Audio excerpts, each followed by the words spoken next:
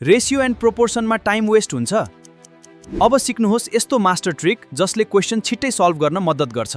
लोकसेवामा छिटो सल्भ गर्न यो ट्रिक याद गर्नुहोस्। आज हामीहरूले जुन एउटा मास्टर ट्रिक लिएर आएका छौँ, जुन रेसियो एन्ड प्रोपोर्सनबाट हामीहरूले आज दुईवटा महत्त्वपूर्ण प्रश्नहरू लिएर आएका छौँ, जुन लोकसेवामा सङ्गठित संस्थामा बारम्बार सोधिएको प्रश्नहरू हो। भिडियो अन्त्यसम्म हेर्नुहोला। र क्वेसन नम्बर एमा 1 अथवा एमा इफ A:B बराबर 2:3 छ, कमा B:C बराबर 4:5 छ, हैन? देन फाइन्ड A:B:C भनेर भनेको छ। हामीहरूलाई A र B को A र B भनेको छ 2 र 3 भनेको छ, B र C भनेर पनि 4:5 भनेर दिएको छ। अब हामीलाई A:B:C हो कति हुन्छ भनेर फाइन्ड गर्नुपर्ने हुन्छ र अप्सनहरू यहाँ छन् है।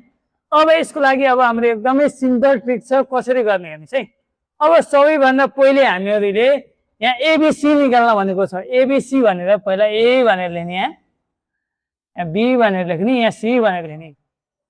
अनि A को भ्यालु कति दिएको छ? 2 दिएको छ, 2 लेख्ने। यहाँ एकासित 2 लेख्ने। B को भ्यालु कति दिएको छ? 3 दिएको छ। अब यहाँ जाउँ। यसपछि यहाँ B को भ्यालु कति दिएको छ? 4 दिएको छ। B भनेको कहाँ छ? यहाँ छ भने यहाँ 4 लेख्नुहोस्। अनि C को भ्यालु कति दिएको छ? 5 हेर्नुहोस् है। यहाँसम्म यसरी लेख्नुहोस्। यसपछि अब हामीहरूले पहिला यहाँ लेख्यौँ है। अब यहाँ 4 छ, यहाँ अगाडि के छ? खाली छ, यहाँ खाली छ, हैन? अब यहाँ खाली छ भने यसको पछाडि जुन अङ्क छ त्यही अङ्क हामीले लेख्दिने। यहाँ कति छ? 4। यहाँ कति छ हामीले? अब 4 लेख्नुहोस्।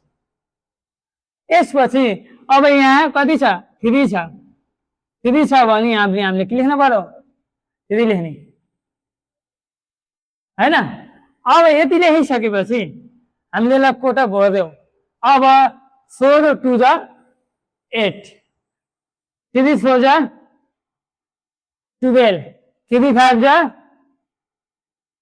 15, यति लेख्यो, हैन? अहिले कुनैमा काट्न मिल्छ र तिनीहरूमा कसैमा काटिन्छ र हेर्दा 3 5 जा 15, 3 4 जा 12, तपाईँले 3 ले खान्न भनेपछि काटिन्न।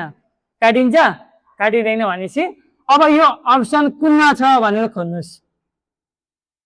8:12:15 कुनमा छ? एमा छ कि बीमा छ कि सीमा छ कि डीमा? 8 8 12 12 15 15 option A is the correct answer. बुझ्नु भने कति सजिलो छ। यसपछि क्वेसन नम्बर बी हेरौँ है। बीमा इफ A:B बराबर 2:3 दिएको छ, B:C बराबर 4:5 दिएको छ, एन्ड C:D बराबर कति दिएको छ? 6:7 भनेको छ। देन फाइन्ड A:D भनेको छ। A र D को मात्रै भ्यालु निकाल्न भन्यो। अब यसको लागि के गर्ने? सेम लेखपछि जानुहोस्। A लेख्नुहोस्, B लेख्नुहोस्, C लेख्नुहोस्, D लेख्नुहोस्। अब A को भ्यालु कति छ? 2, B को भ्यालु कति छ? 3, अनि D को भ्यालु कति दिएको छ? 4, C को भ्यालु कति दिएको छ? 5, फेरि C को भ्यालु कति दिएको छ?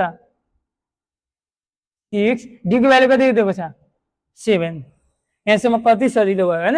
यसपछि अब यहाँ खाली छ, यहाँ खाली छ। अब यसको अगाडि के कुन अङ्क छ? यसको खालीको अगाडि के अङ्क छ? 6। अब यसको पछाडि कुन छ? 4, हैन? यति लेखिसकेपछि अब यो सबै नम्बरलाई आफ्नो मल्टिप्लाई गर्नुहोस्। 4 2 जा 8, 3 4 जा 12, 5 6 जा 30, 7 6 जा 42, हैन? 7 6 जा 42 भयो, हैन? अब यति आइसकेपछि A को 2 लेख्यो, B को 3, फेरि B को 4, C को 5, D को C को फेरि कति छ? 6, D को कति छ? 7 लेख्यो। अनि यहाँ 6 यहाँ खाली छ, यहाँ लेख्यो 6, यहाँ 4 छ, 4 भइहाल्यो, हैन? अब हामीलाई A:D भनेर भनेको छ। A र D को भ्यालु भनेको छ है। अब काटिन्छ कि नै 2 ले काटौँ है 2 4 जा 8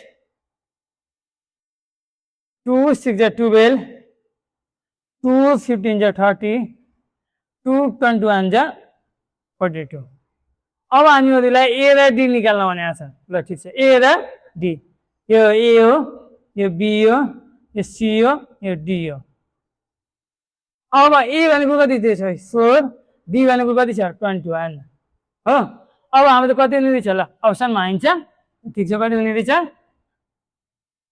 4:21 है कुन एन्सर ए को 4 डी को 21 हामीलाई ए र डी भन्यो ए र डी भनेपछि कति आउनु हो 4 र 21 यदि बी र सी भनेको भए कति हुने थियो 6 र 6:15 हुने थियो B/C भनेको भए र सी र डी भनेको भए के हुन्थ्यो 15:21 है यसरी हामीले यस्तो टाइपको क्वेसन आयो भने यसरी सल्भ गर्न सकिन्छ र यस्तै टाइपको भिडियो हेर्नका लागि हाम्रो युट्युब च्यानललाई सब्स्क्राइब गर्न नबिर्सनु धन्यवाद।